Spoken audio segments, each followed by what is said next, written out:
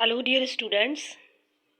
इस वीडियो के part first में हमने परफॉर्मेंस अप्रेजल के दो ट्रेडिशनल मेथड्स पे बात करी थी, ranking method and checklist method. आज के सेशन में हम traditional method of performance appraisal के कुछ और मेथड्स पे बात करेंगे।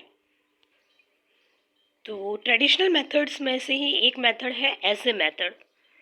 Under this method, the evaluator writes a short essay on the employee's performance on the basis of overall impression.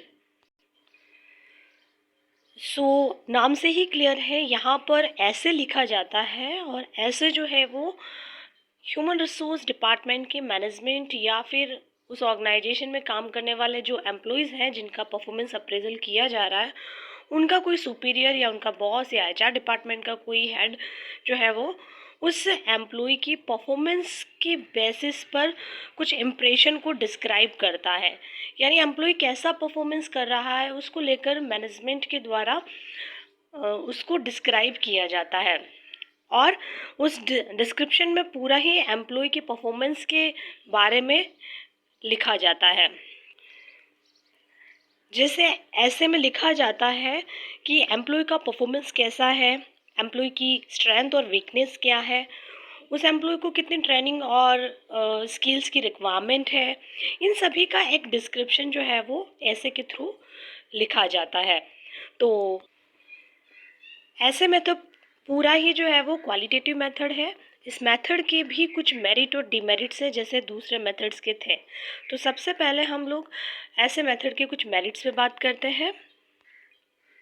इस मेथड का पहला मेरिट है कि ये मेथड बहुत कम जो है वो स्ट्रक्चर्ड होता है। स्ट्रक्चर्ड नहीं होता है क्योंकि इसमें पूरा ही एम्प्लॉय के परफॉर्मेंस के बारे में एक ऐसे होता है जो डिटेल इन्फॉर्मेशन एम्प्लॉय की परफॉर्मेंस के बारे में दी जाती है। दूसरा मेरिट है इस मेथड का, ये मेथड बहुत ज़्यादा फ्लेक्सिबल होता है और इसमें पूरा ही ओपन एंडेड प्रोसेस का यूज़ किया जाता है। साथ ही जो अप्राइज़र है वो अपने एक्सप्रेशन के लिए एकदम ओपन होता है, उसकी कोई लिमिट नहीं होती है और न ही कोई एट्रीब्यूट्स होते हैं जिसके बेसिस पर उसका इवैल्यूएशन होता है। यानी एक तरह से एक स्टोरी के रूप में एम्प्लॉय की परफॉर्मेंस को डिस्क्राइब किया जाता है। तो कहीं ना कहीं जो सुपीरियर है, जो एम्प्लॉय की परफॉर्मेंस का अप्रेजल करने वाला है, वो एकदम ओपन होता है और एम्प्लॉय की परफॉर्मेंस के हर तरह की अच्छे और बुरे फैक्टर्स को वो नोट कर सकता है।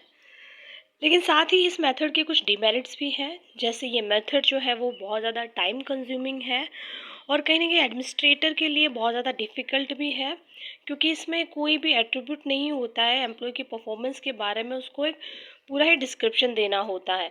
तो कई बार जो सुपीरियर जो एम्प्लॉय की परफॉर्मेंस का अप्रेजल करता है वो बहुत ज़्यादा लंबा चौड़ा एम्प्लॉय की परफॉर्मेंस का डिस्क्रिप्शन जो है वो तैयार करता है। साथ ही दूसरा डिमेरिट है कि जो एक्सप्रेशन है उसमें एकदम फ्रीडम होती है सुपीरियर को कि वो किसी भी तरह का जो एम्प्लॉय के लिए जो एक्सप्रेशन है उसका वो नोट कर सकता है। तो कभी कभी एम्प्लॉयज़ के लिए बहुत ज़्यादा डेंजरस हो जाता है क्योंकि कई बार जो सुपीरियर है वो अगर बायस्ड है तो कई बार बहुत ज़्यादा उस एम्प्लॉय के लिए नेगेटिव चीज़ों को भी उस ऐसे में मेंशन कर देता है। और साथ ही जो ये मेथड बहुत ज़्यादा सब्जेक्टिव होने के कारण जो इवैल्यूएटर है वो उसके लिए बहुत ज़्यादा डिफ़िकल्टी भी होती है क्योंकि ये बहुत ज़्यादा सब्जेक्टिव होता है।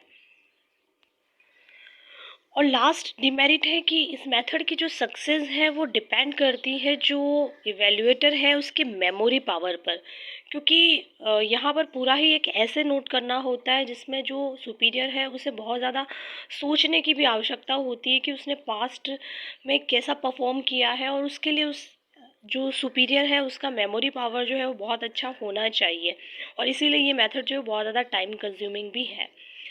तो ऐसे मेथड एम्प्लॉय की परफॉर्मेंस के लिए बहुत ही अच्छा मेथड है, लेकिन साथ ही इस मेथड की बहुत सी डिमेरिट्स हैं जिसके कारण जो एम्प्लॉय है वो कई बार बायसनेस के शिकार हो जाते हैं और साथ ही क्वालिटेटिव मेथड होने के कारण क्वांटिटी में हम इस एम्प्लॉय की परफॉर्मेंस को आंक नहीं सकते हैं। नेक्स्ट मेथड है critical incident method. In this method, the supervisor keeps a written record of critical events and how different employees behave during such events. Critical incident method भी परफॉर्मेंस अप्रेजल का बहुत ही important method है और इस method में जो employee है उसकी परफॉर्मेंस को कुछ क्रिटिकल इवेंट के दौरान जो है उसके रिएक्शन को देखा जाता है और मैनेजमेंट जो है वो उस एम्प्लॉई के बिहेवियर पे पूरा फोकस रखते हैं कि पर्टिकुलर किसी क्रिटिकल इंसिडेंट पर उसने कैसा बिहेव किया है, उसका कैसा रिएक्शन रहा है।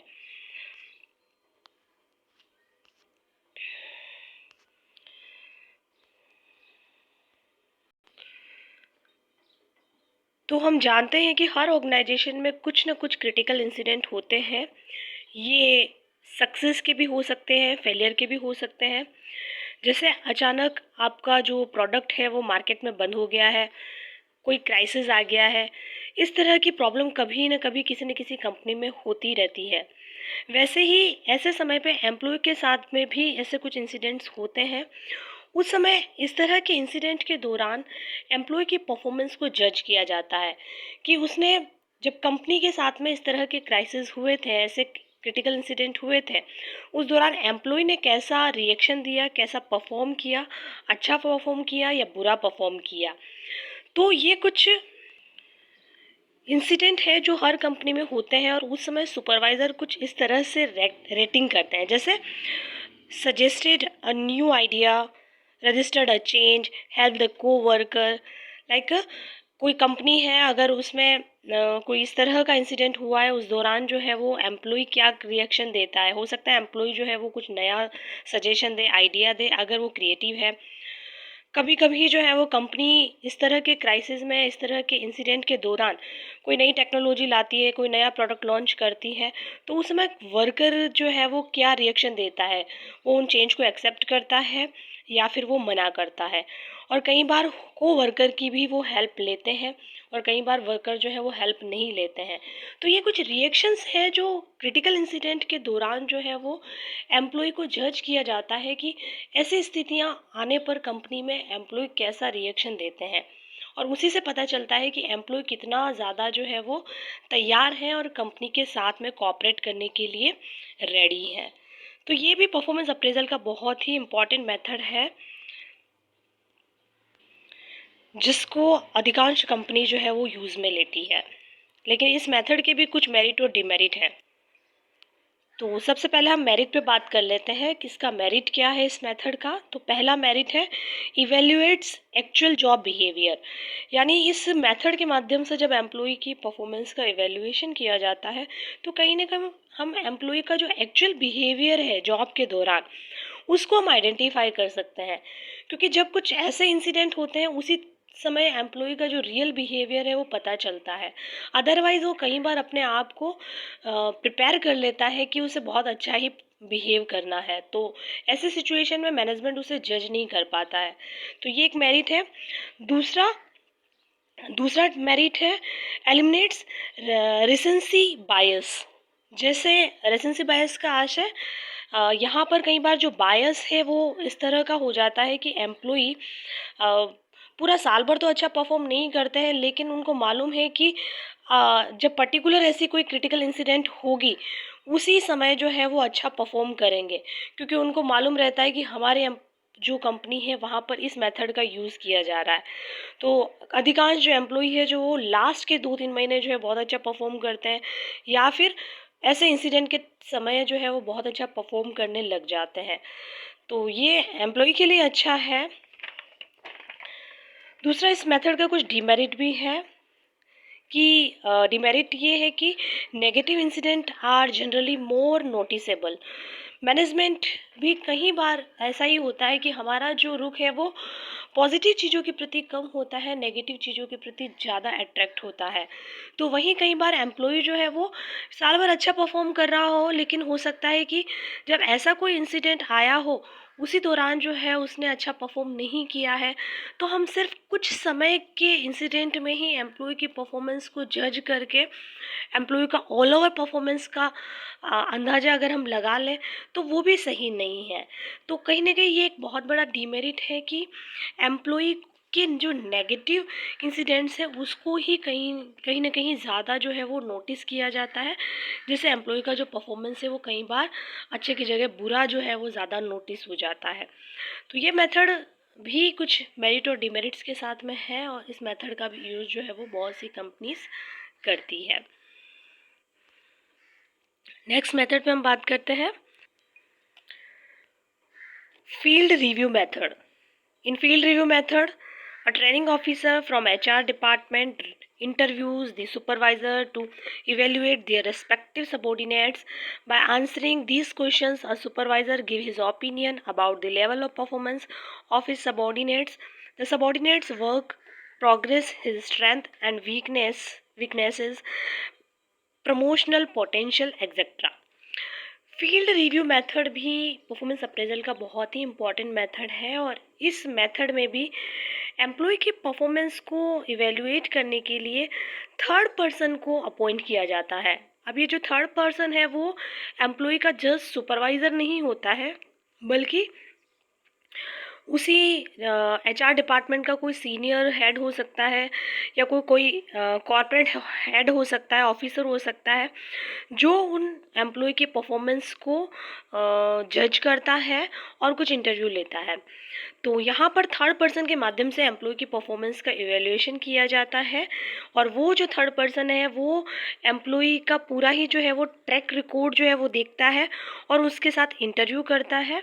इंटरव्यू में वो उस एम्प्लॉय जिसका परफॉर्मेंस का अप्रेजल करना है उससे भी इंटरव्यू करता है, साथ ही उसका जो सुपरवाइज़र है या उसका जो सुपीरियर है, दोनों के साथ में इंटरव्यू करके परफॉर्मेंस का फीडबैक लेता है। सुपीरियर से पूछता है कि उनके एम्प्लॉयज़ कैसा परफॉर्म कर रहे हैं, उसके बारे में वो बताएं, और एम्प्लॉय से उनकी परफॉर्मेंस के बारे में जानकारी ली जाती है। तो इस मेथड का यूज़ जनरली जो है वो मैनेजर लेवल की जो पोजीशंस हैं वहाँ पर इसका यूज़ किया जाता है, और स्पेशली प्रमोशन में ये मेथड जो है वो काफ़ी ज़्यादा हेल्प करता है। तो इस मेथड की भी कुछ मेरिट है, डिमेरिट्स हैं। तो इस मेथड की सबसे पहले हम मेरिट्स पे बात करते हैं। तो इसका पहला मेरिट है useful when comparable in information is needed from employees in different location और प्लांट। यानी जब डिफरेंट प्लांट या लोकेशन के लिए एम्प्लॉयज़ को प्रमोट करना होता है, तब ये जो इन्फॉर्मेशन है वो बहुत ज़्यादा यूज़फुल होती है, तब इसको कंपेयर करके इसको यूज़ में लिया जा सकता है। तो ये इस मेथड का मेरिट है, और साथ में कुछ डिमेरिट्स भी हैं। डिमेरिट्स है, पहला डिमेरिट है outsiders are not familiar with the actual working condition. तो ये एक बहुत बड़ा डिमेरिट है, क्योंकि जब हम किसी एम्प्लॉय या वर्कर का परफॉर्मेंस अप्रेजल कर रहे हैं तो उसकी इन्फॉर्मेशन या उसके बारे में ज़्यादा जानकारी उसके सुपरवाइज़र को होगी, जो हमेशा उसके काम को सुपरवाइज़ करता है, डायरेक्शन देता है, न कि जो कोई थर्ड पर्सन जो हेड है या कोई और कॉर्पोरेट ऑफिस का हेड है उसको ज़्यादा जानकारी होगी। तो कहीं ना कहीं वो ज़्यादा फेमिलियर नहीं होता है, इसलिए जो परफॉर्मेंस का इवेल्यूशन किया जाता है उसको एक्चुअली आइडेंटिफाई करना मुश्किल होता है। दूसरा डिमेरिट है employees actual performance is not observed rather interview taken. तो यहाँ एम्प्लॉय की जो परफॉर्मेंस है, दूसरा डिमेरिट है, इसमें ये कहा गया है कि एम्प्लॉय की जो एक्चुअल परफॉर्मेंस है उसको ऑब्जर्व नहीं कर सकते हैं, और स्पेशली एक किसी इंटरव्यू में किसी एम्प्लॉय की परफॉर्मेंस को ऑब्जर्व करना मुश्किल है। लेकिन कई बार ऐसे ऑर्गेनाइजेशन हैं वो सिर्फ जो है वो इंटरव्यू के थ्रू ही जो है वो एम्प्लॉय की परफॉर्मेंस को इवेल्युएट कर लेते हैं। अगर आप एक्चुअल में एम्प्लॉय की परफॉर्मेंस को जानना चाहते हैं तो फील्ड में जाकर, या एम्प्लॉय जहाँ काम करता है, जहाँ परफॉर्म करता है, वहाँ जाकर जो है उसका इवेल्युएशन होना चाहिए, न कि इंटरव्यू में सिर्फ 2 या 3 क्वेश्चंस को पूछकर। तो कई बार आप ये अप्रेजल मेथड आप देखिए, बहुत सारी यूनिवर्सिटीज़, कॉलेज या बहुत से ऐसे रिक्रूटमेंट प्रोसेस में भी इसका यूज़ करते हैं। टीचर्स का प्रमोशन करना है तो वहाँ पर भी जो है वो इंटरव्यू मेथड का यूज़ किया जाता है।